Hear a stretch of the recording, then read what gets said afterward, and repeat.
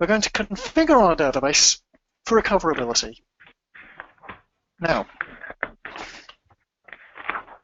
we'll transition our database to archive log mode. Now, most of your databases, you're using manual backups. Are they in archive log mode? Some of them are, some of them are not. Okay. Well, several of our production ones are, you know, but if it's tests, they're not. That's an interesting distinction as to whether test databases need to be in archive log mode. I'll talk a bit about why perhaps all databases should be in archive log mode.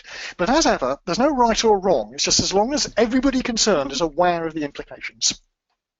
Then there's file multiplexing. We've already talked briefly about multiplexing the online log files. We'll see which other files can be multiplexed. And we'll go through the process of manually managing the control file and the online redo log, what to do if they're damaged. I'm going to try to persuade you to enable use of fast recovery area and Oracle managed files on all your databases. I'll talk about why I want you to do that later on and try to persuade you to do it if you're not doing so already. We'll have a look at database flashback, database flashback licensing implications, enterprise edition only, can't do it on standard edition, and a brief word about where data pump fits into a backup and recovery strategy. So this is all about getting the database into a state where basically it can be backed up and recovered. Now, archive log mode. Okay, I'm sure we all know what it is. As we switch through our redo logs, our online redo logs, as an online log is filled, it'll get copied out as an archive log. And ever since release 7, that became automatic. Now, the automation of filled groups to archive log files. So looking at my database here, select star from $log. I've got my, stretch that window a bit, set len 200. I've got my 3 groups, 2 members in each group. The current group is group 2. So at this precise moment, LogWriter is streaming out change vectors to the 2 members of group 2, parallel writes requests to the operating system. And that has had log switch sequence number 8. And the previous log file group was group 1 at sequence 7, which is now inactive, and group 3, before that, log switch number 6, is also inactive. Note the column archived, none of them have been archived. And if I do a log switch, alter system switch log file, we will then see, once I get my typing right, switch log file, very basic command. My current group after the log switch is now group 3, a log switch sequence number 9. But the previously current one, 8, is still active. That means that if the instance were to crash right now, the instance recovery would require change vectors from the current group, but it would also require change vectors from the previous group. Why? Because database writer is always behind. And only when database writer has slowly got round to copying out dirty buffers to disk, eventually that group will become inactive because all the blocks that its change vectors referred to will have been checkpointed to disk by the database writer. Well, that's not going to happen for some time because database writer doesn't do anything unless it needs to. Therefore, I shall force a checkpoint, alter system checkpoint, and at this point, database writer goes mad, disk I/O rates hit the roof, all the end users start complaining, and we see there that having done that though, once the checkpoint completes, it's now gone inactive. Oh, I see in the chat. Okay, so what you've got there is on that particular database, about 1,000 IOs, about 1,400 blocks of redo. Note the redo blocks figure, Robert, is very deceptive. That's not a database buffer, that's not a database, a data file block. It's a redo block. Your data file blocks are probably 8 kilobytes. depending on how the database was created, but 8 kilobytes is the default block size for some releases now. So your database, your data file blocks are probably 8 kilobytes. Redo blocks are operating system or file system sectors, probably 512 bytes. So it's a different type of block. So you'd have to read quite a lot of redo, but the recovery, only 11 seconds. Fine. Yeah, that's going to meet any except the most demanding service level agreements. If you do some DML, however, for example, if I create a table, T1, I select star from all objects, to create a decent sized table and chuck a few rows into it,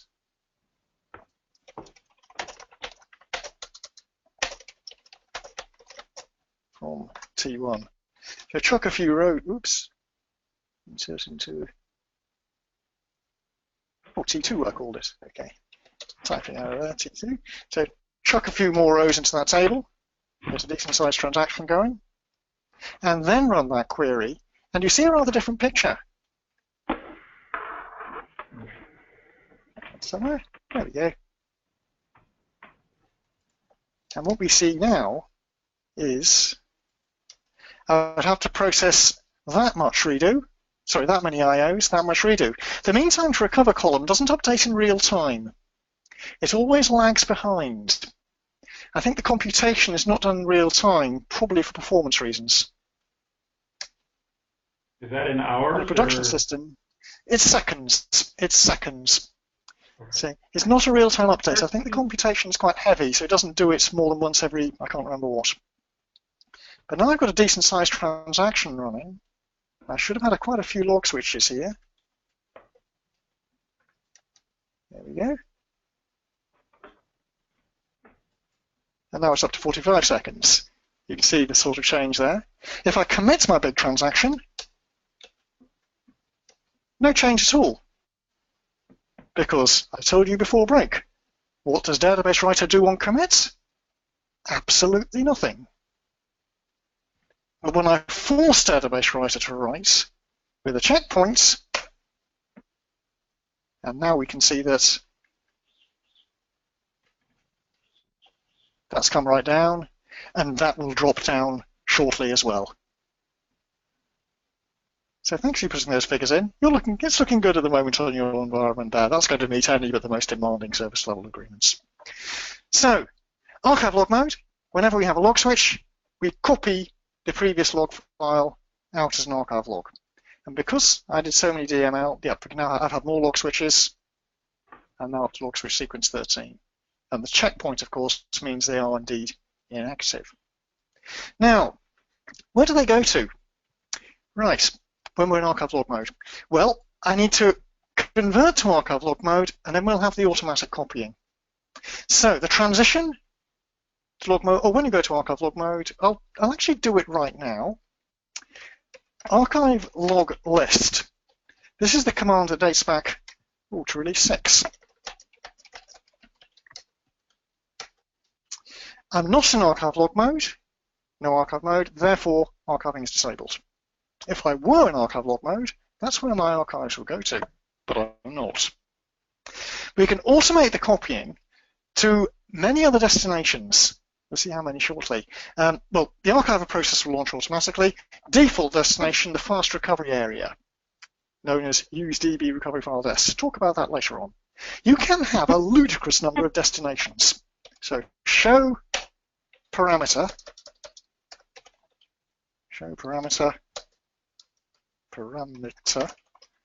archive log.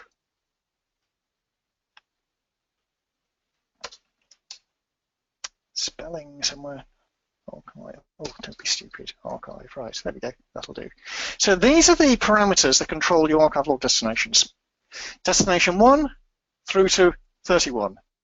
So you can configure up to 31 destinations in this release. And I said up to 30 manually specified ones. Okay, 31 in this release. And copying your online log files to one destination, good idea. Copy each filled online log file to 2 destinations. Yeah, sure, why not? But 30? That's insane. There's no possible reason for archiving to 30-odd destinations for fault-tolerant purposes. Do any of you happen to know why Oracle is providing up to 30? It's distributed systems. Yep. Why do we have so many possible destinations? It's a ridiculous number. And the reason is that these are not just used for protecting your archive logs.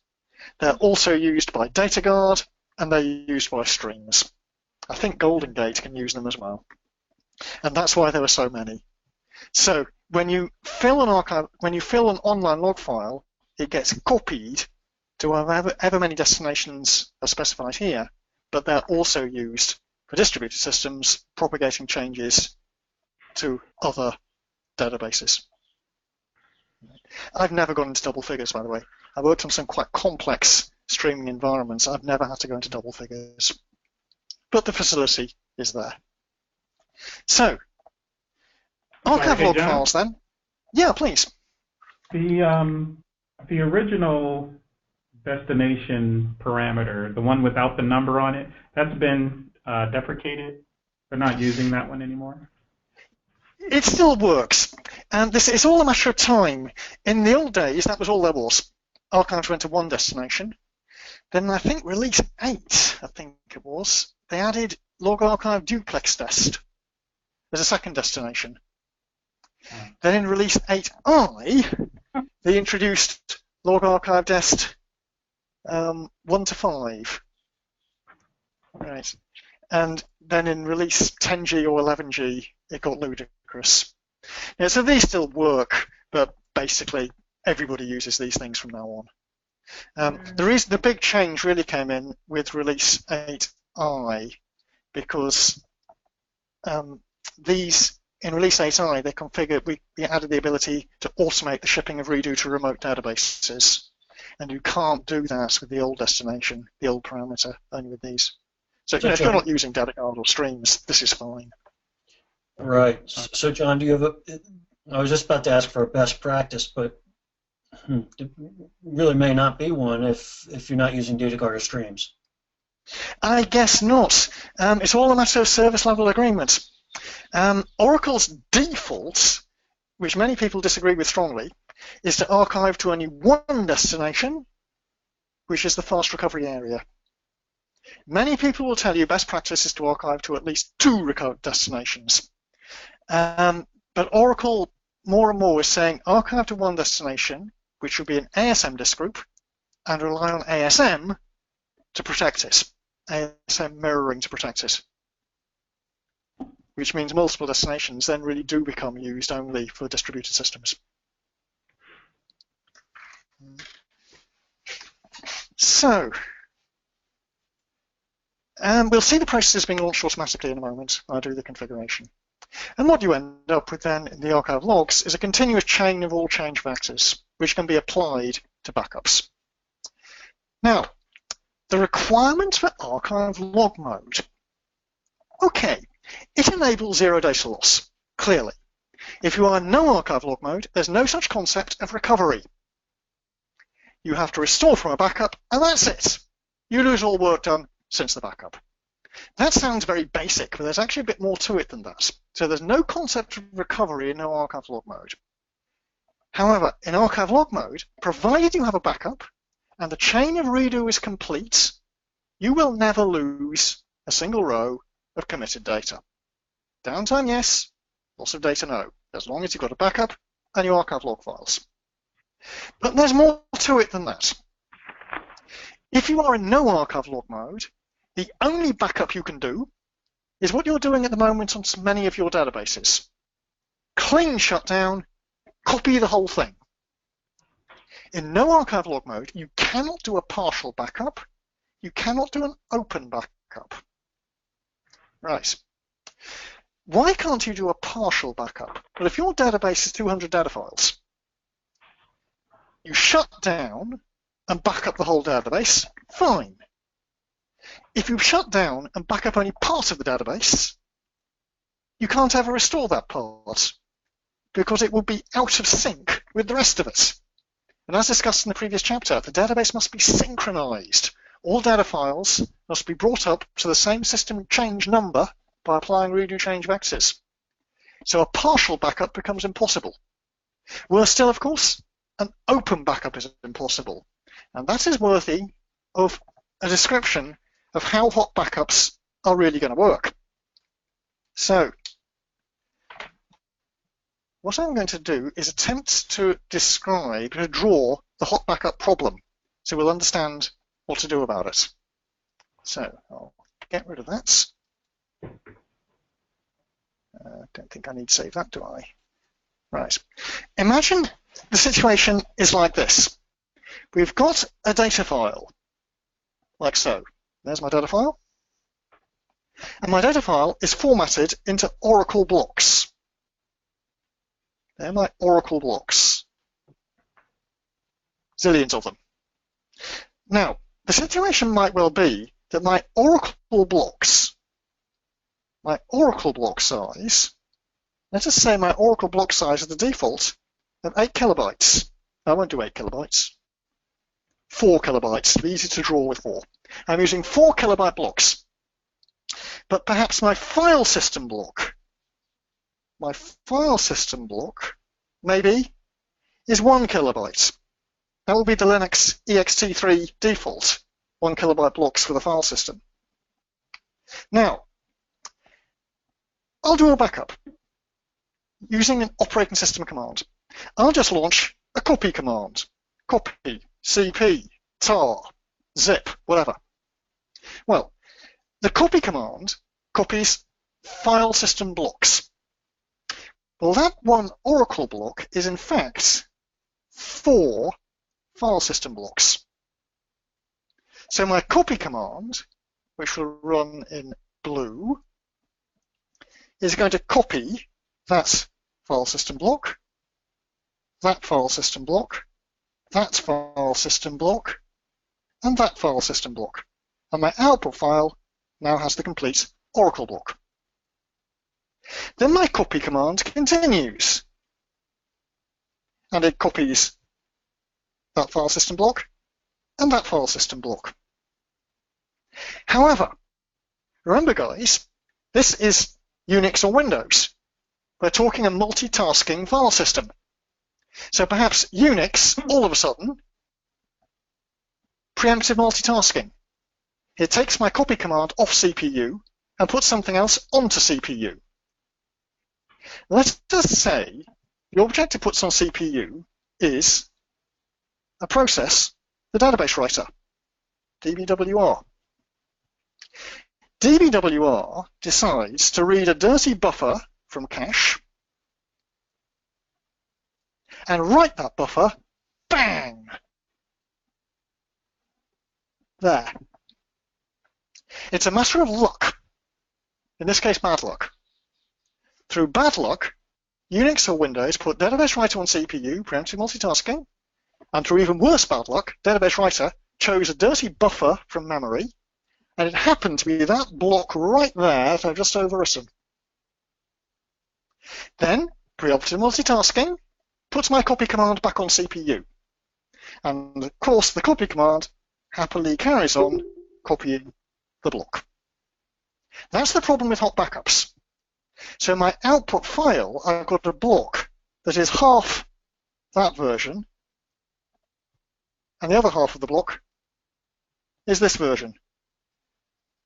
That's what we call a fractured block. Remember that term, fractured block. A fractured block is a block that was updated while it was being copied. And that block is completely useless in my backup file. Yeah, header doesn't match the footer. Useless. That's the problem we have with open backups. Right. Now, archive log mode, however, enables open backups. Why? Because it modifies the redo generation algorithm. Remember those diagrams I drew, that diagram I drew last chapter, where I updated a row and I wrote out a minimal change of vector to the log buffer. When you put your table spaces into what we call backup mode, like this, alter table space users begin backup. I can't do it because I'm not in archive log mode.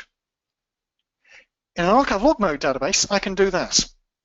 When that happens, Oracle changes the redo generation algorithm.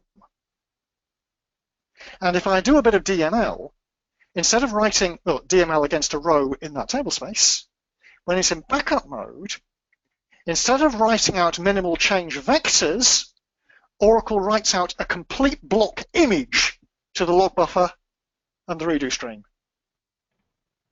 And that complete block image written out to the log buffer is, of course, read consistent because it was taken from the buffer cache in memory. What that then means is that if I ever have to restore the data file, my copy of the data file here has a fractured block. So it's useless.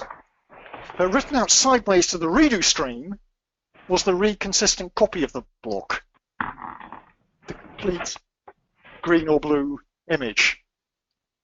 And that's how hot backups work. You accept that your copy is broken, but written out sideways is enough information to repair the damage. And that can only be done in archive log mode, because only in archive log mode are you guaranteed to have the redo needed to do that bit of restore. So archive log mode is not just zero data loss, it's hot backups and partial backups as well. Database flashback requires archive log mode, sure. And I asked you at the beginning what databases don't need archive log mode. Well, just be ever so careful.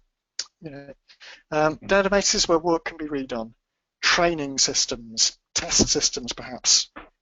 Development systems, absolutely not. Development systems should always be in archive log mode. If your development team is a dozen programmers from Arthur Andersen at $5,000 a day, can you lose a day's work? I don't think so. But it's a matter of service level agreements. I always remember a problem I had several years ago. I was working at the European Space Agency.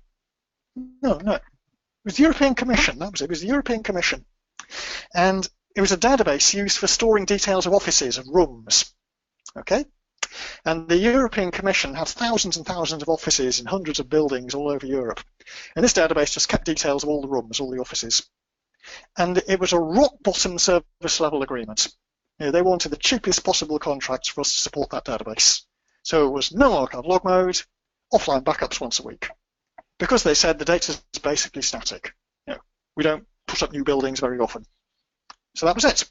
Offline backups, cold backups once a week. But about 6 months later, I think it was, that database went down. We restored it from the previous weekend's backup, and they lost about 3 days of data. And all heck broke loose. Because over the previous few months, the usage of the database had changed. And they started putting dynamic information in it. What meetings have been booked, what IP addresses have been assigned. It was that sort of thing. And when they lost 2 or 3 days' work, it was a disaster. And we just pointed to our service level agreements and said, hey, well, you paid for this. That's all you got. So we were covered. But frankly, that was shocking database administration. We should have picked up the facts that the pattern of usage had changed, and we hadn't. But we were covered because of the service level agreement. So always think about it, and always revisit decisions to run in no archive log mode. So I'll do the conversion here, because you're going to do it in your exercise. It has to be done in, I'll show you actually on the Unix system.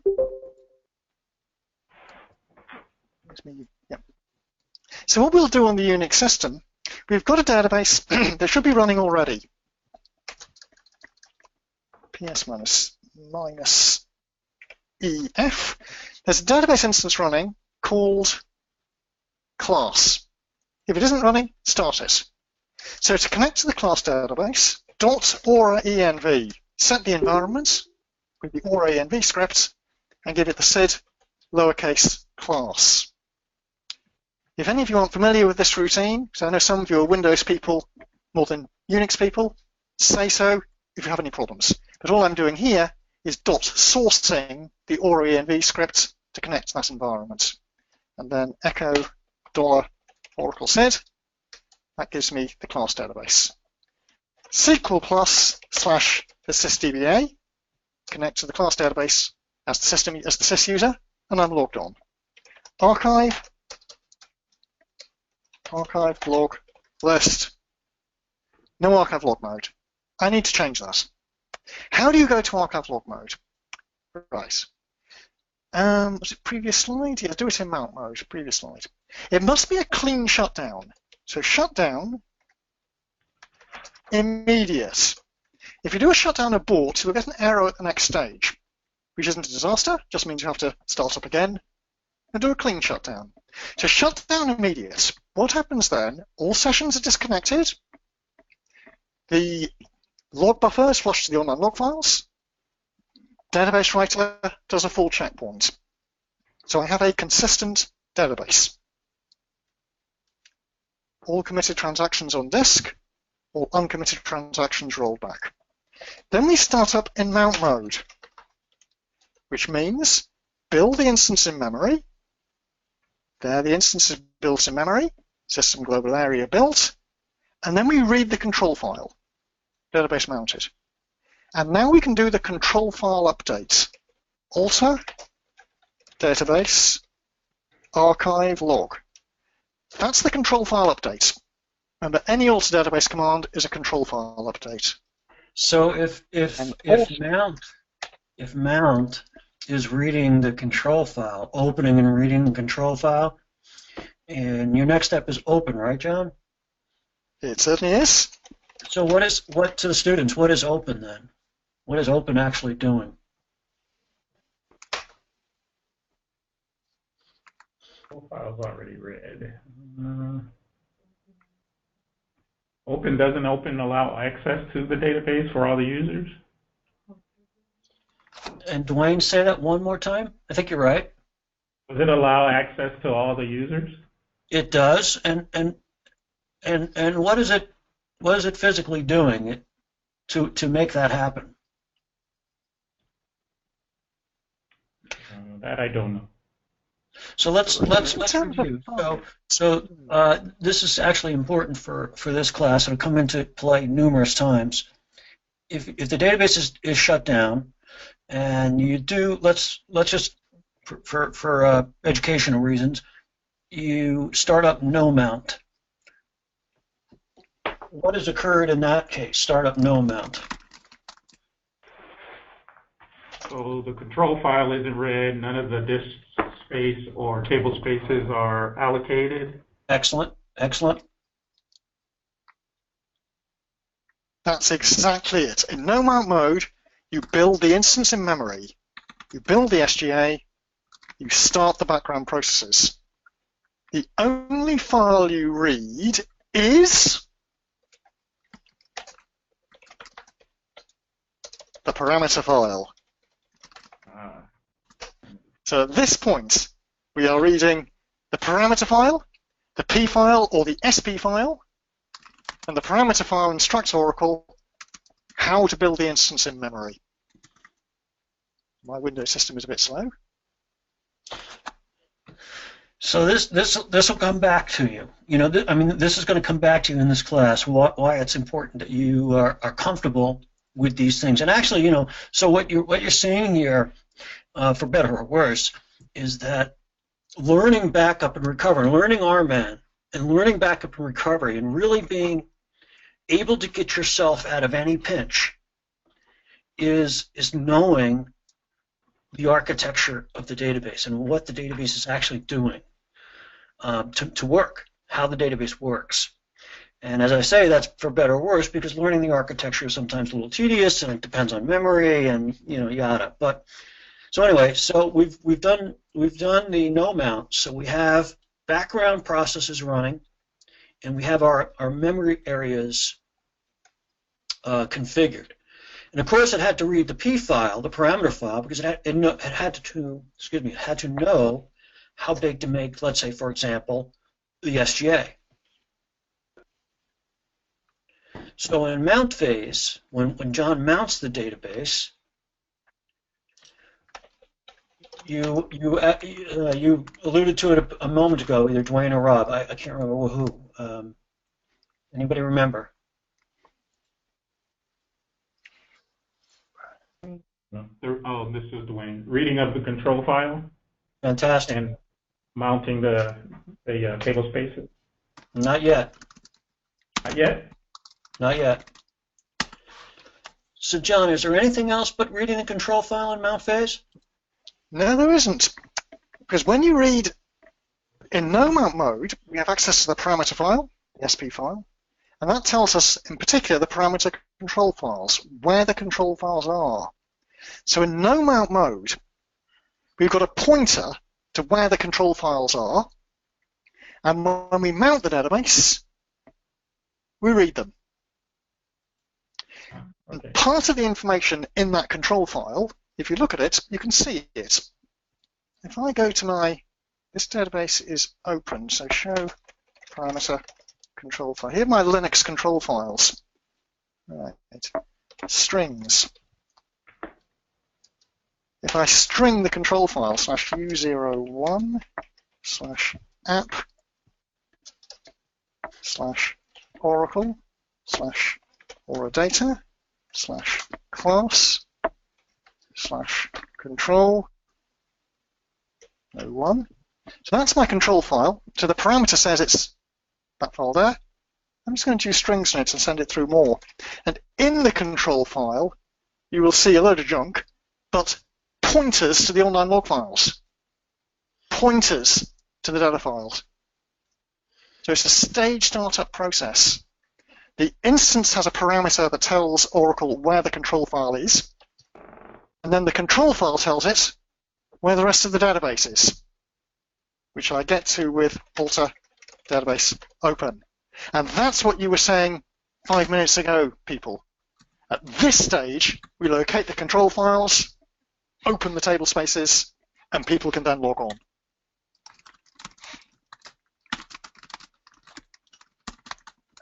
Okay. So, archive log mode transition must be done in mount mode because it's a control file up. There's some control file updates you can do in open mode, but not that one. Now, and that's what archive log mode does for us. And I've now enabled it. Note previous slide, archive processes are launched automatically. Just to prevent any confusion, there is an instance parameter, show parameter, there is a parameter log archive start, log archive start, and it's on false. This parameter is long deprecated for, I think, release 10 at least, still onwards. If you are in archive log mode,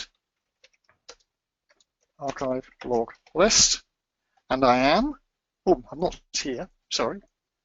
We go here. Of course, I've made the change. I didn't do it, I went straight to open mode. I have to do this again. If you are in archive log mode, you will get archivers running, even if that parameter is on false. I'll get to that in just a moment. Let me do it under Linux. So, shut down immediate.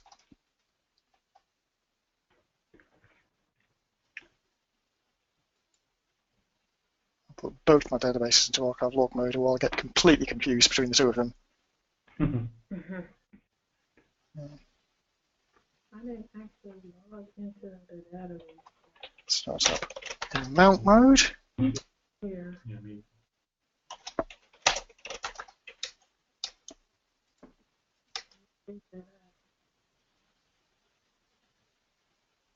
And then alter database archive log, control file updates, and then alter database open. And I will now be in. Oh, I'd already done it on this database. That was stupid of me. Okay, archive log list. Archive log list. And automatic archiving is enabled, even though show parameter log archive starts. Even though that parameter is on false, I do have archivers running. And you can see them at the operating system level. PS-EF grep arc. And there are my 4 archival processes: arc0, arc1, arc2, arc3. And just for completeness, the reason I've got 4 marks launched by default is because of another parameter which is on its default value, which is max. Log archive max processes is set to 4. So because of that default value, that's why I've got 4 processes launched. So they're launched automatically. Where are my archives going? By default, the fast recovery area, which we'll come to shortly. So that's archive log mode. So that's the first step for protecting your database. You must be in archive log mode. Then you have to protect your control file. The control file is small but vital. For example, on my Linux database here, how many have I got? Well, I can find out with show parameter control file,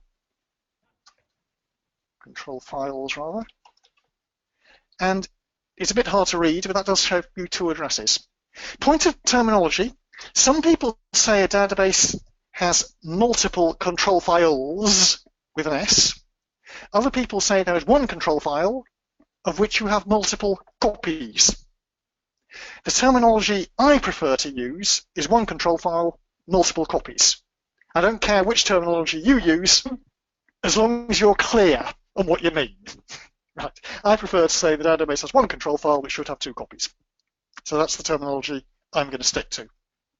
And if you can read that, which I can barely read, that control files parameter does point to 2 files. Well, the Oracle documentation, by the way, is inconsistent in that terminology. There's also a very useful view, select star from $v control file. And a classic inconsistency: note the parameter control files is plural, the view control file is singular. Up to you. So there are my 2 copies of the control file. So it is a multiplexed control file. How many should you have? There's no rule. Oh, you can have up to 8.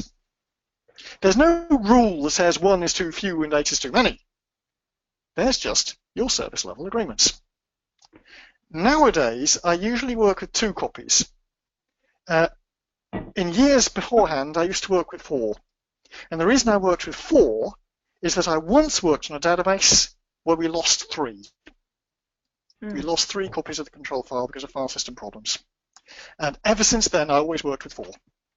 However, that is because I'm an old man, and I'm probably as old as any 2 of you added together. And that was before we had RAID, ASM, and things. So nowadays, I normally work with 2 copies and assume that the disks are protected with RAID. Yeah, but assumptions so aren't 1 always control right. and 2 copies. I would say I've got 1 control file of which there are 2 copies. Other people would say there are 2 control files. Up to you what terminology you use. They're mirrored, correct, John? They're a byte-for-byte replica? They are byte-for-byte identical. Whenever you update the control file, people has probably the heaviest I/O of any file in your database. It's continually being read and written. And whenever it's written, Oracle goes to the operating system and issues a parallel write request. Whether you actually get a parallel write is, of course, dependent on your operating system and your hardware. But as far as Oracle is concerned, it's a parallel write. So they will always be identical. Now, 1 to 8. How many do you want? It's between you and your service level agreement. Damage to any copy will terminate the instance. It's going to die within seconds. Within seconds. Now, this is backing it up manually, which you should do even when you commit to RMAN. Most DBAs will always want to do manual backups of the control file. So, syntax from SQL+, alter database backup control file. You've got 2 options: alter database backup control file 2, and give it a name. For example, home, Oracle, and this is control for my class database dot copy. Right. So alter database backup control file 2 and give it a file, and then correct the spelling of database. Right, that's better. That creates a binary copy. that file is identical. I sincerely hope. So if you look at that copy that was created,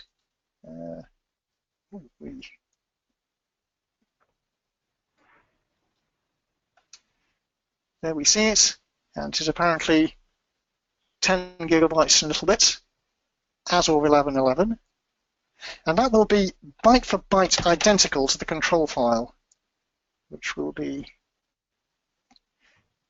one of the two copies. So there's one of the originals. Whoops. That didn't work. Oh, there we go.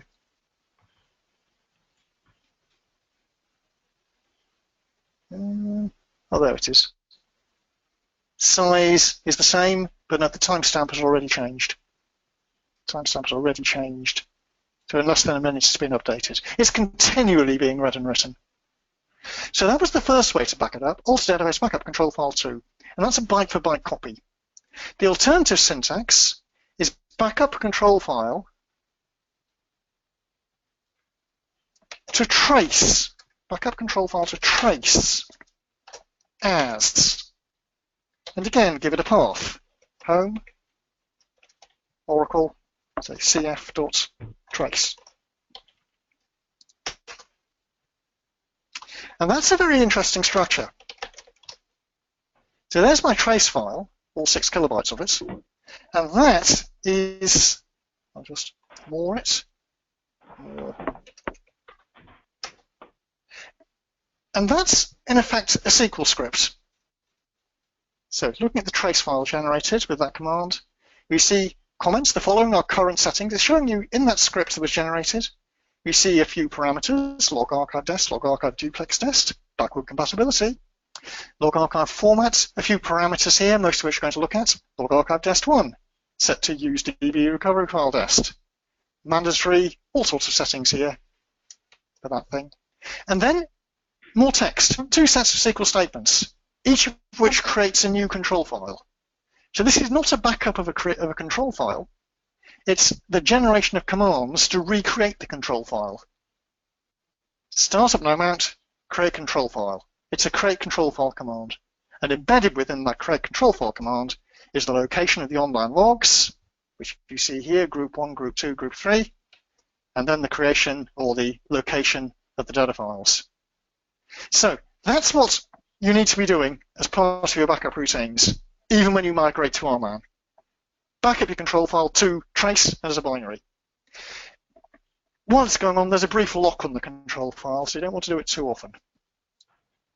Right, so those are the 2 commands. When you have RMAN available, people will say perhaps you don't need to do that because you will enable the auto backup facility instead. But the trace is always nice to have. Yeah, I like it. I like when we get to the auto backup, we'll see that there's a slight difference between what the auto backup does and alter database backup control file 2. I like having both.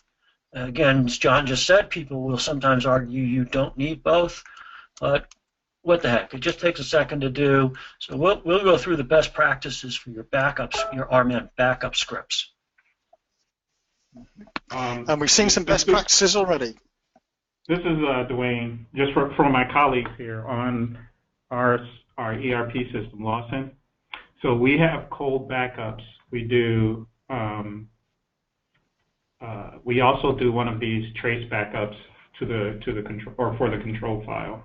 So whenever they do a refresh to either test or update or upgrade, we have to actually we take the database files from production and move them over, and then we upgrade that. We take that control file trace backup, we massage it a little bit, and then actually rebuild the database as a refresh from that modified control file script.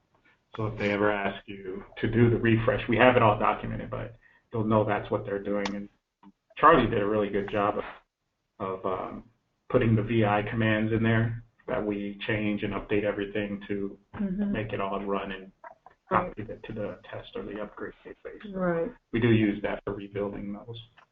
Okay. What I'm going to try to persuade you to do at the end of the week is to throw away those scripts and use RMAN duplicate instead.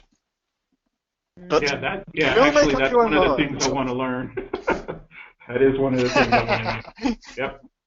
You'll make up your own mind. I remember, Dave, you'll remember this too. We had a client a couple of years ago, and we were doing their production support for a while. They were having problems with their permanent staff. We don't normally do production support on a long-term basis. We were doing their production support for a while, and I got a telephone call from their DBA on a Saturday morning, his Saturday morning, saying, John, I've destroyed the database, help. And this was the one that ran their website. It was quite an important database for this company. And they were doing manual clones and refreshes in the way you've described. And I really felt sorry for this chap because it wasn't his fault. But he'd inherited all these scripts from his predecessor and was using them to clone the database. But the script wasn't quite intelligent enough, or he hadn't quite understood what parameters to give it. And the database clone had in fact overwritten some files of the production database and thus brought down their entire website. And that's the problem with doing it with scripts. Yes. Unless your scripts are bulletproof, those scripts are going to run. Yeah. He actually has a line in the script or in the documentation that says, warning, warning, be very careful what your SID is set to. Yeah. No, that's a good thing to do, and we've seen the problems that can come when don't heed the warnings. Yeah. Hey, John, you mentioned I chatted them one best practice. I want to try to keep a record of the best practices for them in writing here. Is there another? Did I miss one of the best practices? Did you mention another one, perhaps with respect to archive logs? Multiplex the archive logs. The best practice is an odd term, isn't it? If best practices actually exist, Oracle would do them automatically. So it's only what human beings think. So Oracle best practice is multiplex the archive logs. But increasingly, I'm seeing Oracle itself saying, rely on ASM mirroring instead. I personally am not happy with that. So, protect your control file in as many ways as possible. What do we have next? Managing it, and to add a copy of the control file, it needs a bit of downtime, but it's dead simple. What I would do is, our database, I would start up no mount. So in no mount mode, I can manipulate the control file. So if I want to do anything with the control file, let us say, for example, for whatever reason, I want to move one of the control files or add another copy of the control file. Well, in no mount mode, the control file is closed. So the Windows database ever opens. Good, there we go. First off, I need to copy an existing control file. So from the operating system host, I just copy one of my existing ones. So I'll copy, doesn't matter which one I copy, because they are, of course, identical. And I'll put it in, say, C:/users. I'll put it in TMP, a rather stupid location. And this is a control file for my ORCLZ database. .ctl. So we copy the control file to there. Then we have to tell Oracle about it. So alter system set control files equals. Right. I'll tell it about the new copy I've just created. And then the existing ones. Well, that's the original one that I copied. And there's another copy in my fast recovery area, my FRA. We haven't talked about the FRA yet, but we're going to. And that then will give me, this is going to fail because of an illegal option. Windows, the syntax here, I think Windows requires me to put brackets around it or something.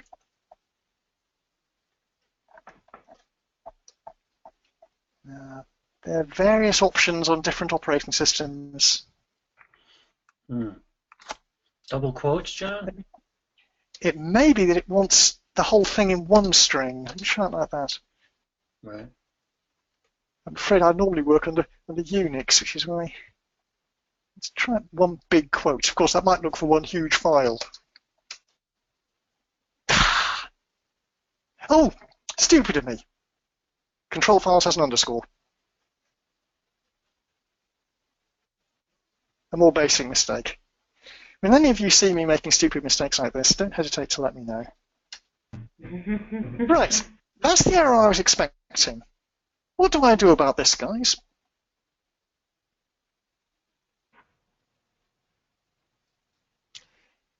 Remember, parameters are either static or dynamic. A dynamic parameter, you can change the running instance. And my instance is running, it's in no mount mode. If it's a static parameter, its value is fixed at startup time. So the only way to change it is to use the clause scope equals SP file. That updates the parameter file, but not the running instance. Right. And then I can terminate and restart. Abort it and start again, and it will read the new value. And that's all there is to managing the control file. In no mount mode, you copy it, do whatever you want to it, copy it around, rename it, delete copies. Then you use alt system set, scope equals SP file, to point that parameter towards wherever your control files are now, shut down, and start up. And at this point, you find how many typing errors you made with that alt system command. Because, of course, there's no reality check when you execute it. And that basically is recovering the control file. If your control file is damaged, as long as you've got a surviving copy of it, in no mount mode, you copy the good file over the damaged one. And you think long and hard before you do that, because I don't want anyone to laugh, it is terrifyingly easy to copy the damaged one over the good one. Yes. And that's why what I would normally do is not copy the good one over the damaged one, but copy the good one to a brand new location and edit the parameter file to say, don't use the damaged one. Edit the parameter. So, that should have got it back. No mount mode is easy. The difficult bit is now as it mounts. And it's done it. It's found, at the moment, 3 copies of the control file, because that's what the change I just made. So if the control file is damaged, any copy of it, the instance will terminate immediately. If you've got 2 copies, as you should have, copy a good version over the bad one. Or edit the control file's parameter appropriately, as you've seen me do. Select star from $, control file. I've always wondered with this view, I've now got 3 copies, and note there's a column status. And 200. Call name, format A, 80. There's a column status. The status column is always null. I've never seen it anything else. I can only assume that maybe if a control file copy is damaged, perhaps for a fraction of a second that status column is updated before the instance terminates. Basically, it's always null. So that's the control file. Done. Now we move on to the online logs. Hey, John, how long we've been at it? Is it time for a quick break here? Students, how are you guys feeling? Tia, Dwayne, Rob, how are you guys feeling? Do we need a short break? I'm good. I'm good. Excellent. Thank you. Okay. Thanks very much. You'll learn, people. I tend to forget breaks completely, which is not always good. Okay. So, the online log is our next topic. I think we will have a break perhaps after the online log. The online log is what some people call it Oracle's Achilles heel. Perhaps not the best metaphor, but anyway, the Achilles heel. If you lose all copies of your current online log file group, you will lose data. So, select star from $, log. So right now, my current one is group 2. That's getting the change vectors right now. And I've got 2 copies of it. If I lose both copies, I'm going to be in trouble, because I will have to restore, and there'll be a break in the chain of redo, which is why we have 2 copies of it. Now, there's another best practice, people. Always have 2 copies, 2 members for each online log file group. But I was very surprised to notice with a customer of ours who's using Oracle Data Appliance, and I was at their site in Wisconsin a couple of months back, and they've got the very latest Oracle Data Appliance software, and we were installing some configuration and getting it going. Nice project, that. And I found that the default configuration with ODA, they do not multiplex the online log. They don't do it. It creates a separate disk group, and you put your online log file there, and you rely on the disk group being normal redundancy or high redundancy. You rely on the disk group redundancy to protect the online log. I'm not happy with that. But as I mentioned before, Oracle is increasingly saying, trust ASM to look after these things. But best practice, multiplex the online log. And by default, that happens. Just ODA is a bit different. So, the online log, if all members of the current group are lost, you will lose data. Therefore, every group should have at least 2 members. How many members you can have and how many log file groups you can have is in the control file. And did I keep the script somewhere? If you look at the control file creation scripts, you will see, oh, here it is. Max log file 16, this is the create control file command. My control file is configured to handle 16 log file groups, each of which can have up to 3 members. So when you create a control file, you get these limits built into it. And you may sometimes, and the default for this one's only 100 data files, that's not very many. And to go above that, one would need to recreate the control file. So you get these limits built in. Is 16 groups enough? It certainly is for a single instance database. When you go to rack, you might find that's inadequate. Max log members 3, I'm sure that's enough. Now, so there are limits. Unlike the control file, the online log file, everything can be done automatically. How automatic depends on your environment. I've got these 3 log file groups. I can do this in my database. Alter database, it's a control file update. Alter database, add log file. Because of the way my database is configured, that's all I need to do. And having done that, I've now got a 4th group, which has 2 members unused. That bit of automation I'll explain shortly, but just hang on to the fact that you can do it automatically. You can do it while it's live. If I try to drop a log file group, alter database drop log file group 1, drop group 1, alter database, done, and that will have got rid of it. If I try to drop group 2, it won't let me, because of course it's in use, and that's fair enough. You can also add members automatically. I forget the syntax. On our courses, we don't try to teach syntax. You'll teach yourselves syntax from the exercises and the documentation and so on. But it's something like alter database, add log file member 2. You can add additional members to groups. If you wanted to have 3 members instead of 2, you can just add a new one. And all that can be done online. Now, with that I just mentioned, the Oracle Data Appliance, the latest template, no longer multiplexes the ready log file, which is interesting. Note here, the database remains open if there's 1 valid member. Previous slide, control file, damage to any copy terminates the instance. The online log file is a bit different. So let's start from $log file. So those are my log files. Well, let's delete one. Host. Del. I'll just say get rid of that. Ooh, is that Windows putting a lock on it? I think Windows is locking it. Yeah, I'll do it under Unix instead. Windows is sometimes a bit too clever for me. And that Windows log won't help you if the disk is damaged. But, it does make it does make demonstrations sometimes a bit awkward. So set lin to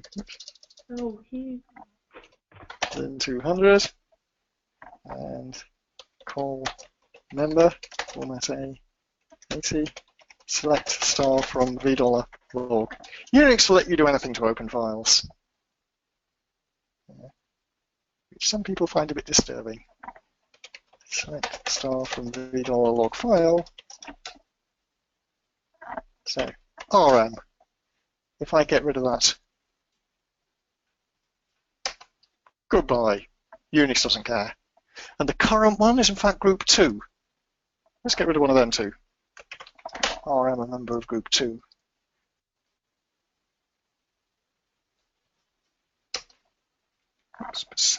%RM. Well, database still seems happy. Select star from Scott.dapt. It's working. Do a few log switches. System switch log file. Force a log switch into archive. Do it again. Do it again. Slight hesitation, but it's going to go through. The database appears to be happy, even though I've destroyed a couple of log file groups. But the database is in fact complaining like heck. If you look at the VDollar log file view, oops, no errors yet. Didn't manage to recover it. That's a system switch log file. You see here, system altered, and it still looks good, doesn't it? Let's have a look at the alert log.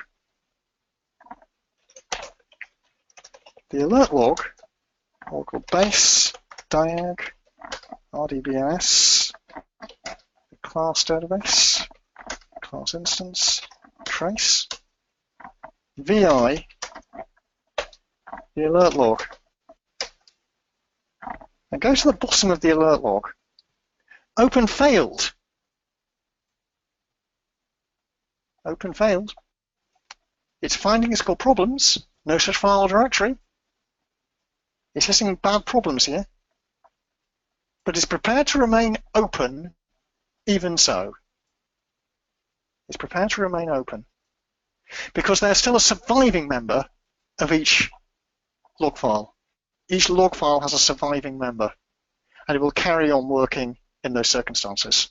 But you can see the error messages. It knows there's a problem. And this is where monitoring of your alert log is important. So basically, it's group 2 has a problem. And what was the other one I broke?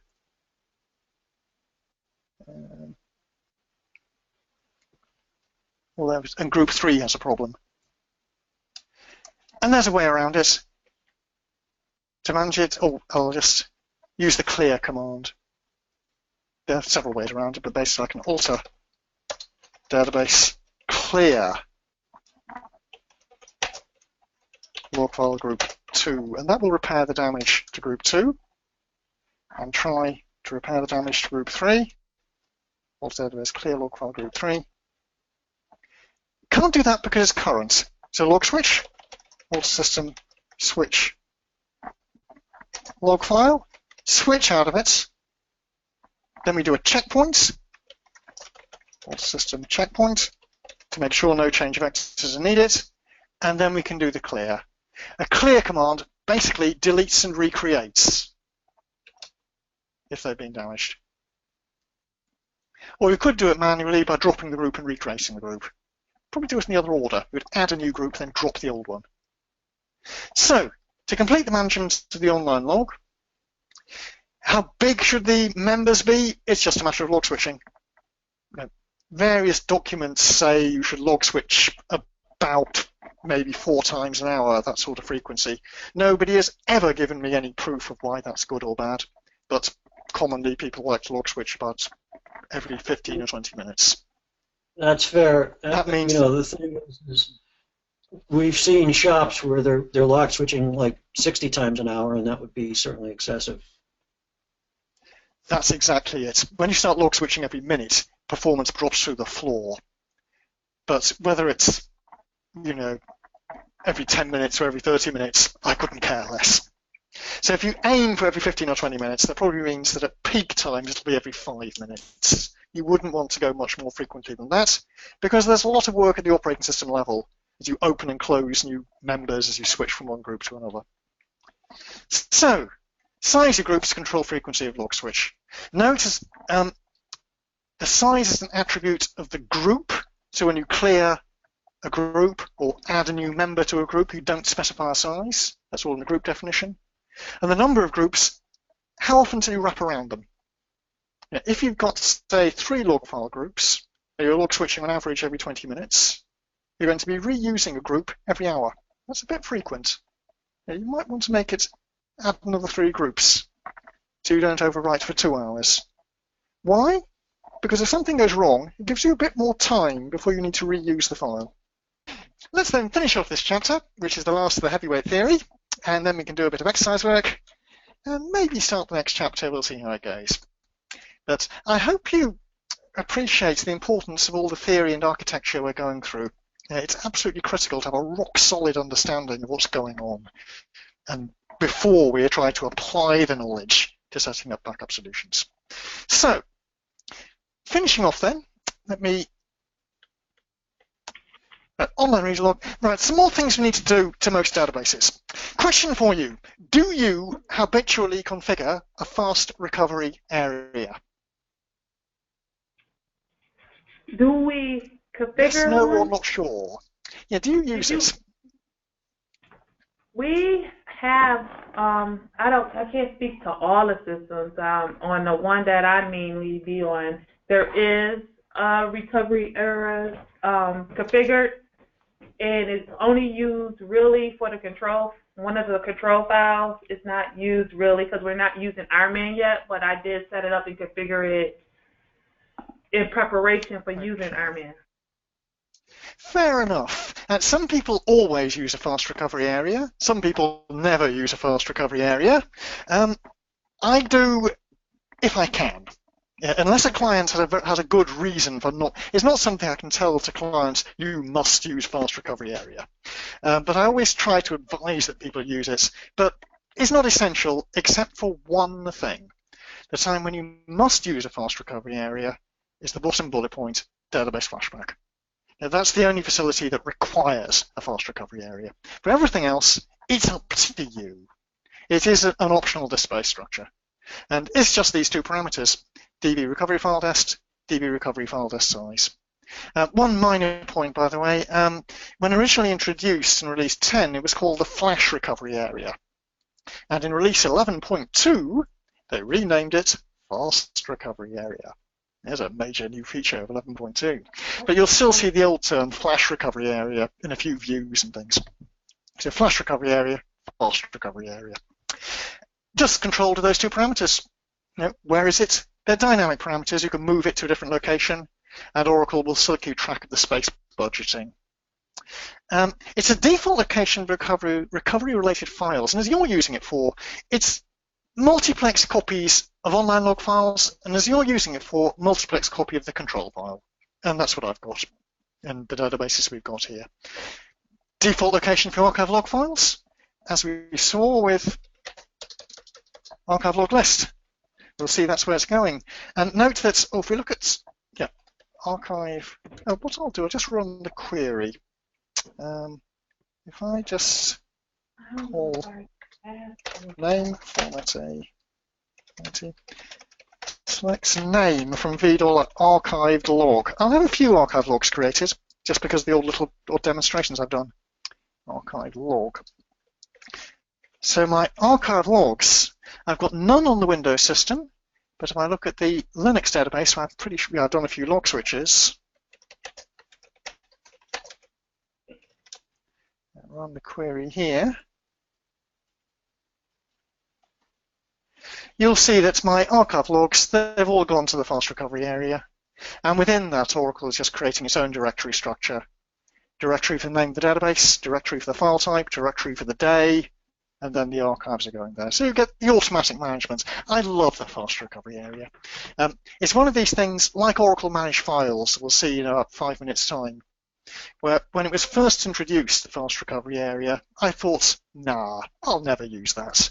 And a couple of releases later, I wonder how I ever lived without it. I just use it all the time. It just makes life so much easier. But it is optional. I really like the directory structure it provides. Here you see class/archive/log/date, and obviously tomorrow you'll see 3/7/2017. It's a really handy directory structure that sets up for all of your different file types. It's very nice indeed. And automatic creation, automatic deletion does all your management for you. I know with earlier releases you used to get directories left hanging about, but they seem to have tidied that up, certainly from release 11. John, do you talk about log retention? We will do. Well, we will do. Very good. So when John gets to that, you'll see that it automatically purges the old logs for you. So the old habit of having to write your scripts to purge old logs goes away if you use the fast recovery error. Back to you, John. There's quite a lot of automatic management, going on there, and you don't really want to interfere with it. Don't start doing things manually, or you will cause problems. So default location for this lot, ideally, of course, is a physically separate structure from the data area. In our demonstration database here, it isn't on the same file system, but never mind that. Ideal size, very few sites do this, but this is what Oracle claims is best practice. The ideal size is your FRA space budget, and remember, what you specify here is only a space budget, in this case 6.4 gigabytes. That bears no relation to reality. It's just a budget that's set. And the ideal size, according to Uncle Oracle, is double the size of the database area. Why double? Because Oracle's ideal situation, which we will see later this week, is it should be big enough for a full copy of the database, a complete copy of the database, plus all incremental backups since the last full backup, plus all archive logs since the last incremental backup. And not mentioned on the slide, plus space for multiplex copies of online log files and control files. So Oracle says, ideally, double the size of the database area. How many sites do that? Very, very few. I've really only seen it done that way on engineered systems, ODA, Exadata, where you tend to follow Oracle's rules all the time. So, big. Note the space budget is a logical, not a physical limit. So in my Windows database here, the size is set to 6420 megabytes. That bears no relation to reality. The file system here could be 10 times as big. It could be only 1/10 as big. That's just a budget. So if the file system happens to be 10 gigabytes, Oracle will never use more than 6.4. If the file system happens to be only 3 gigabytes, Oracle will throw errors as it attempts to use 6.4. So it's a logical, not a physical limit. Within it, there's a fair degree of automatic management, and you don't want to interfere with it. No longer needed files get deleted. And that can be archive logs, it can be backups, it can be copies. They get deleted when they aren't needed. But needed by whom? Needed according to the way we have configured RMAN. Directories created and removed automatically, very nice. File names automatically generated, very nice indeed. The natural state of it is to be nearly full. The natural state. Some people get all upset because they're running operating system scripts that monitor the space usage.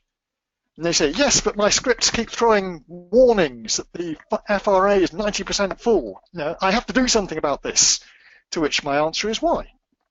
The natural state is that it's almost full, because the automatic deletion doesn't kick in until you're approaching the space budget. And at that point, Oracle will start deleting stuff. And so you don't want to worry if it's 95% full. You only need to worry if it's 95% full and there's nothing that can be deleted. Nothing that can be deleted. And you'll see that in the views. If you look at the relevant views, $%. Let's try. Right, so you've got $V flash recovery area usage, and you've got recovery area usage. Remember I mentioned it was renamed. And as a result of that, you get these order anomalies. But that view has these columns, file type, percent used, is any of it reclaimable, how many files? Whereas if we look at the other view, you will see, much to your surprise, the identical columns. And that's just because of the historical renaming of this. So if I select star, I'll actually run it under Unix, so I've got some stuff in there. Select star from $V recovery area usage. Recovery area usage. There we see the type of files that can be in there. And at the moment, there's a control file in there, 1. You definitely can't reuse that. Redo logs, got 3, 1 member of each of my 3 groups. And then I've got some archive logs, 5 of them. None of these are reclaimable. What you'll find is that as we go through the week and we do more backups, more archives, more of this, more of that, we'll see that the sum of percent space used will tend towards 100. As time goes by, that will tend towards 100 if you sum up that column. But the fact that it's tending towards 100 is not a problem as long as percent space reclaimable column, the sum of that is greater than 0. So what you need to worry about is when the sum of percent space used minus the sum of percent space reclaimable is approaching 100. So the natural state is it's almost full.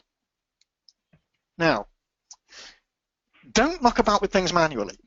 If you dump files into the directory that's been nominated, into that fast recovery area directory, if you dump files in there manually, they'll mess up Oracle's arithmetic because it won't know they're there. If you delete files in there manually, again, Oracle won't realize they've been deleted. Yes, there are commands we can run to correct that situation and update Oracle's information about what's in there, but ideally, don't read or write anything there manually. Now, if the FRA makes life easy, Oracle Managed Files, woo! They make it even easier. Question for you. Do you use Oracle Managed Files? Do you not use Oracle Managed Files? Do you know what they actually are? I don't think we use them on my system. I don't use I guess I don't know what they are, right? Really. Okay. I'm going to encourage you to use OMF. It was introduced in Release 9. Just like FRA, I thought, nah, I'll never use that. And even more so, I don't know how I lived without it. And when you go to RAC and ASM, I won't say OMF is essential, but I would, yes, I will. When you go to RAC and ASM, I would say OMF is essential. Yes, you can work without it, but you're deliberately making your life really difficult. It simplifies administration hugely. You get automatic file names, automatic directory creation, automation of creation and deletion as well. Now, it's all done with a total of 6 parameters, of which you need set only 1. So Windows database, these are the parameters. DB create file dest, and 5 DB create online log dest parameters. If you don't set any of these, and I haven't, then some other defaults kick in. But the idea is that the directory you nominate there is for the entire database, including online log files, unless you specify these, in which case your data files and temp files go there, and your online log files will go to there. Now, let's see what's actually happening then. If I were to, because I've enabled that, I can just do this. I can simply say, create tablespace JW. Bingo. And it works. Because of Oracle Managed Files. And what I've got is total automatic control, well, total control over that. All I did was give the table space a name. What's it actually done? Well, if I select file name, and let me just do a describe DBA data files. Right. Select file name, and I'll take auto extensible and max bytes. You'll see some pretty stupid defaults here.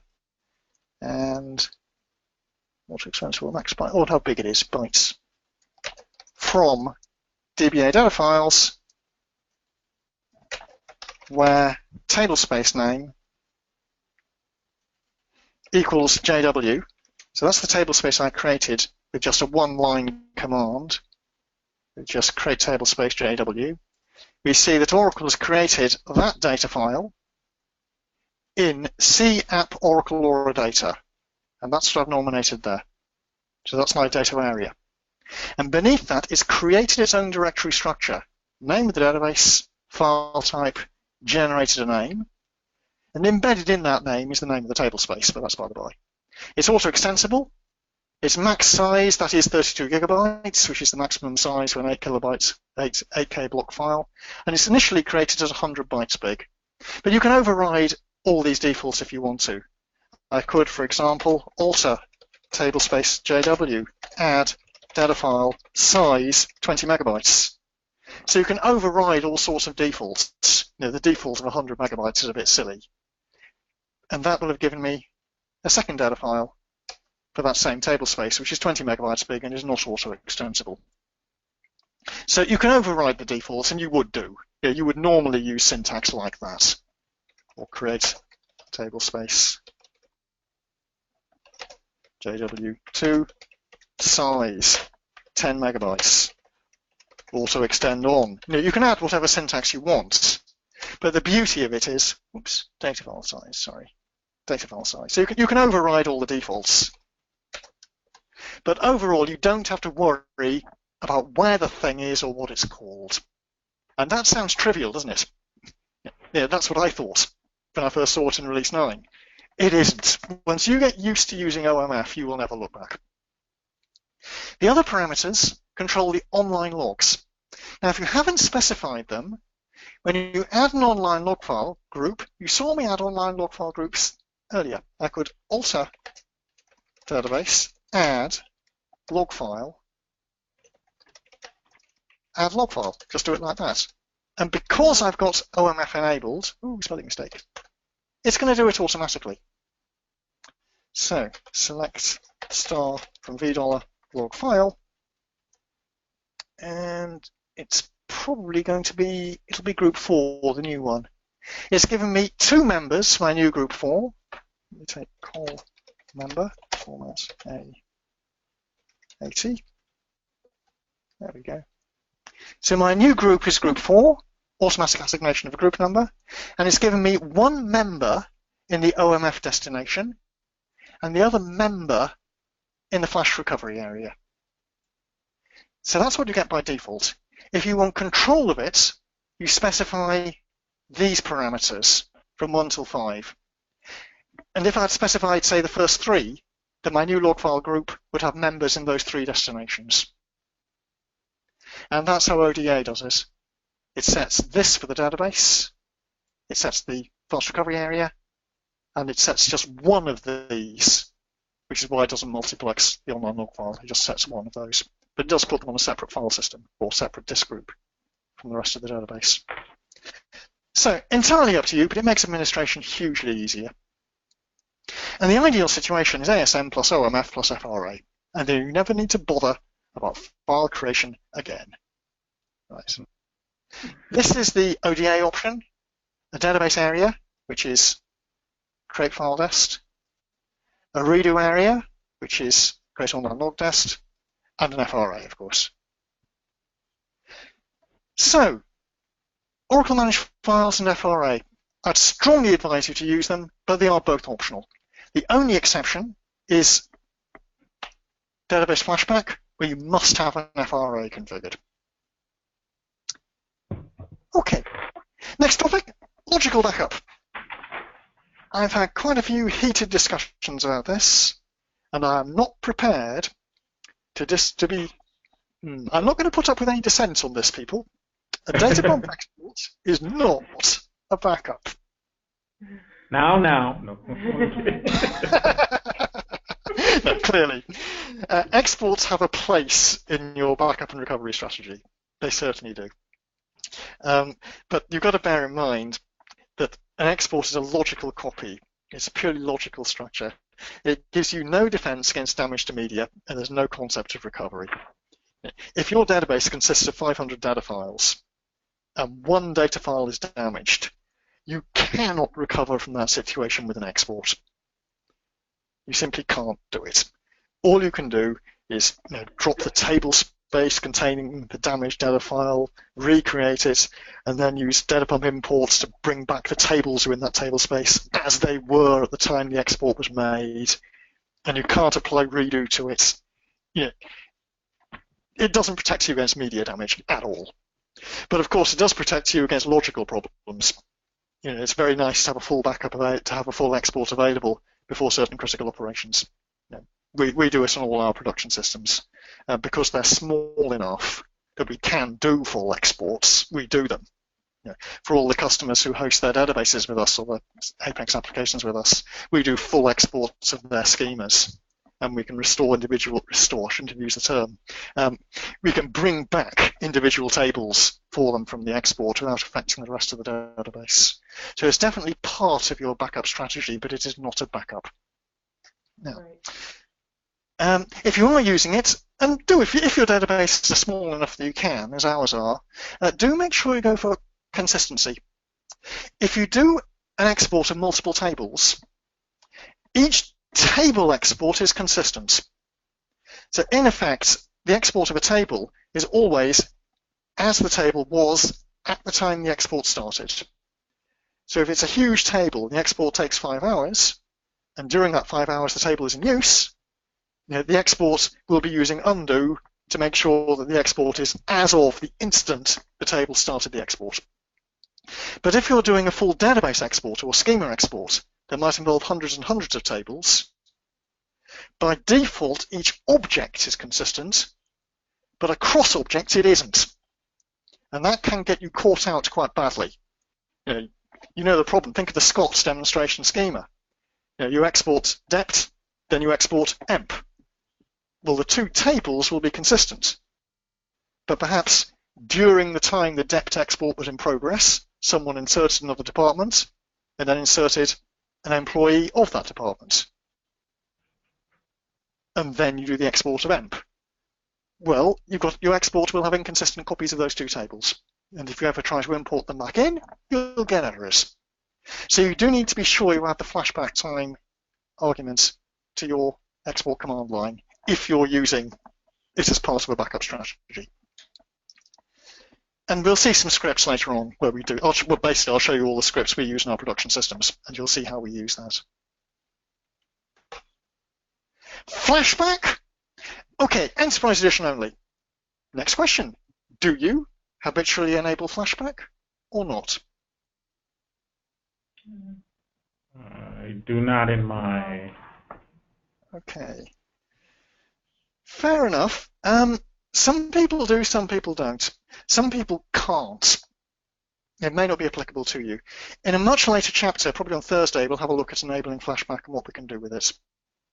What I would say is if you can use flashback, I would advise you to do so. It gives you many more options for recovery. It's a very nice facility to have. And we'll cover it, since you're not using it that much at the moment, we'll cover it in reasonable detail later on. That's required for... That's required for point in time? It isn't required, it's an alternative. The thing about point in time recovery is that the time it takes through a point in time recovery is proportional to the size of the database. So something horrible happens and you have to recover. It doesn't matter whether your point in time recovery is to 5 minutes ago or 5 days ago. It'll still take a week to restore the entire database. So point-in-time recovery, how long it takes is proportional to the size of the database.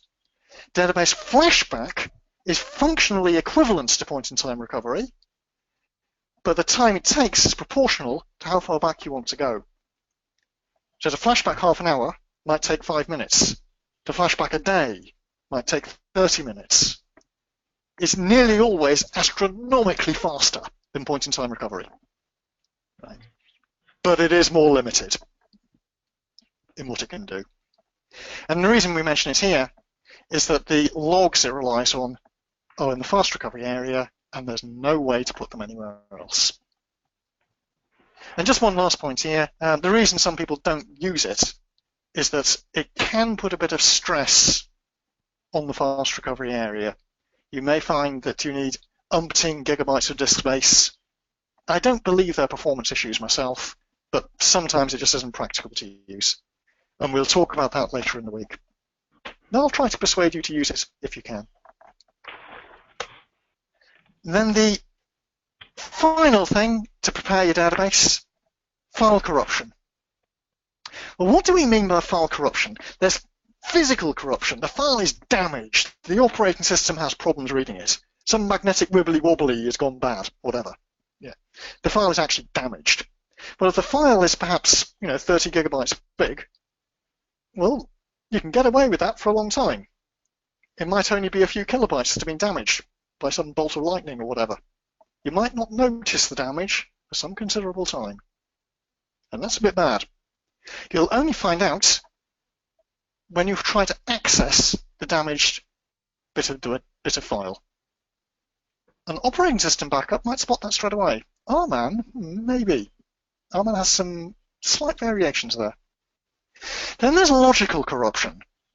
The block formatting is damaged. So some magnetic wibbly-wobbly is flipped the wrong way. Why would that happen? I don't know, but it does. And if you've got logical corruption, operating system utilities won't detect it. They'll copy the file perfectly happily. They won't know that the block no longer makes sense as far as Oracle is concerned. So you've got these two types of corruption. And RMAN will detect both of them, and in some circumstances can repair the damage. In some circumstances. If it's physical damage, of course, RMAN can't repair it. It's going to have to restore the file to a new location that isn't sitting on bad sectors. But if it's logical damage, RMAN can sometimes repair it in place. And you do need to check for logical corruption, not necessarily all the time, but on a reasonably logical basis, regular basis. So if I select name from $v data file, these are my data files. The utility used to correct it to detect problems is dbverify. Under Linux, it is the dbv executable,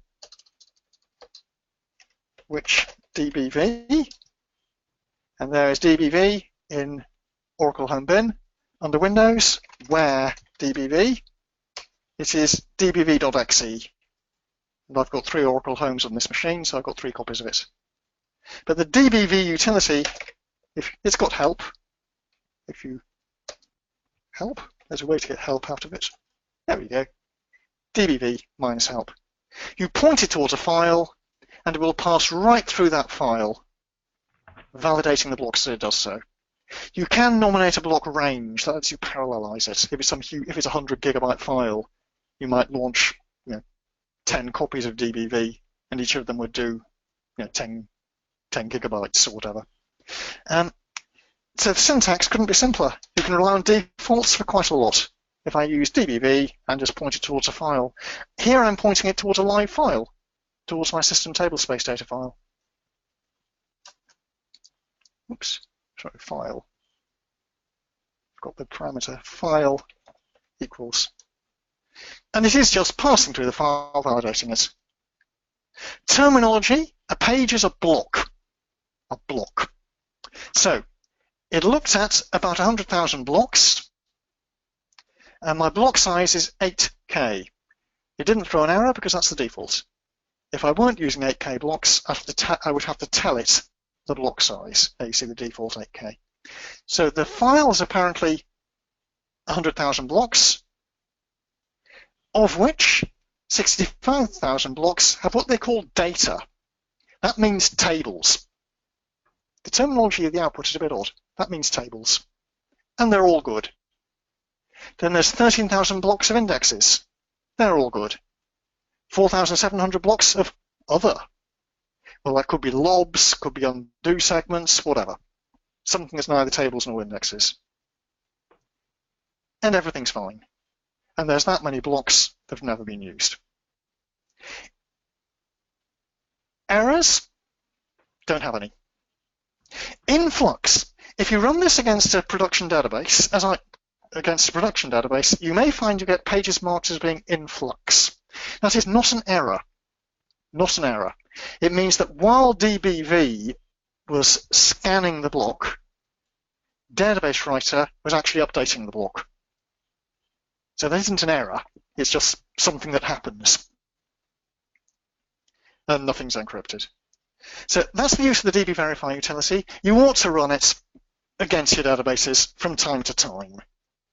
Now, ideally, you would do it within, say, the time frame of your backup retention. Now, imagine the horrible situation. There's a block goes bad, and you don't notice for 6 months. And then someone queries a bit of the table that happens to be sitting on that block. Error. Well, do you have a backup from 6 months ago? I doubt it. Yeah. So ideally, you run a DBV within the window of your backup retention. So, DBMS repair, we'll see in a later chapter, can also scan for bad blocks. So that takes us to the recovery checklist. Ooh, my layout of the slide's a bit bad there. This is what you need to think about for your databases. I would strongly advise fast recovery area and OMF. Make sure you've multiplexed critical files. Make sure you're in archive log mode. Multiplex them. Though, as I've said, there are rumours coming. Oracle says use bottom bullet point ASM instead. Well, I would prefer to multiplex anyway. Archive log mode, multiplexing archive logs. Logical backups, if it's feasible.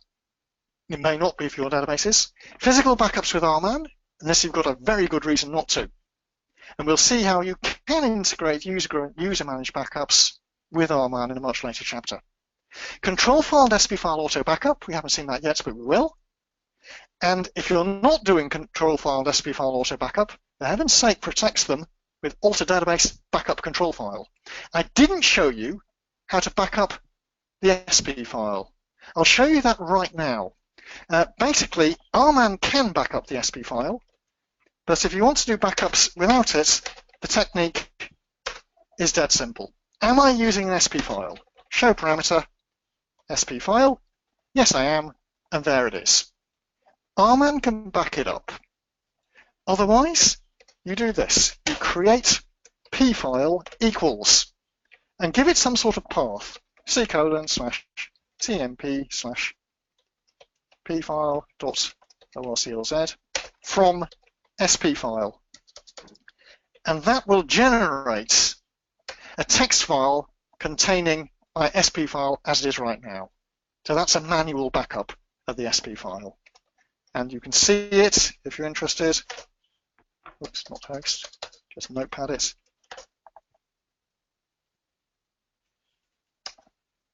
And I've got hardly any parameters set, but that's my manual backup of the SP file. Right. And note my 3 control files. By chance, is anybody familiar with the at the top of that file, the Oracle Z dot __ is there? Oh, yeah. Cut off. We have to go up. Which one? Thought I was told once before. This is the default sizes when you start up the database using the P file. Ooh, close but no cigar. So close, so close to you. Go, John. Close but no cigar. SPA. These are the sizes of these structures right now that will be used next time we start up. That's what I said. They aren't actually That's what I defaults. said.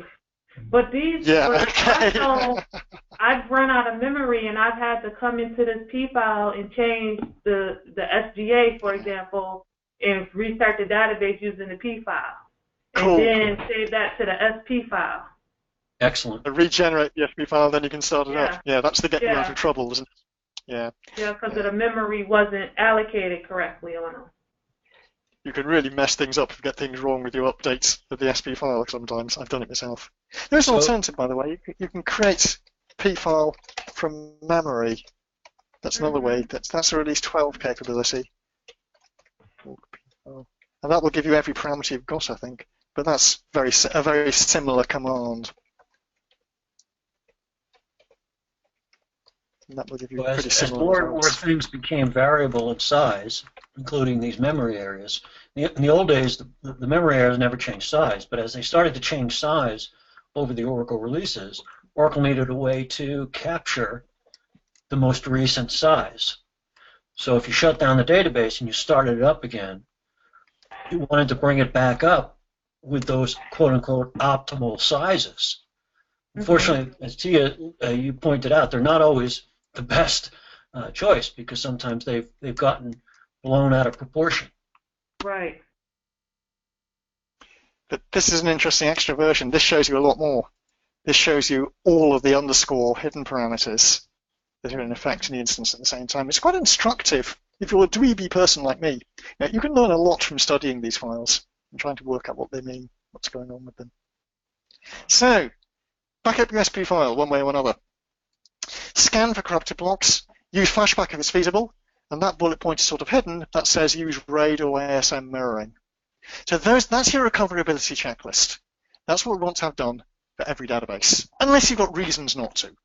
And that, guess what, is what I'm going to ask you to do in our first exercise. To summarize, archive log mode everywhere, unless you've got a good reason not to. And that has to be discussed with the users. Multiplex, I would strongly advise the automation. Always use RMAN if you can, and then data pump for logical backup. And what I want you to do now, please, is configure your Linux database for recoverability. Now, remember to log. I know I can't remember how many of you are, how familiar all of you are. I know you've got a mixture of Unix and Windows. If any of you are not familiar with the Unix commands, say so. Don't waste time trying to work out stupid Linux problems. Just tell me and we'll fix it immediately.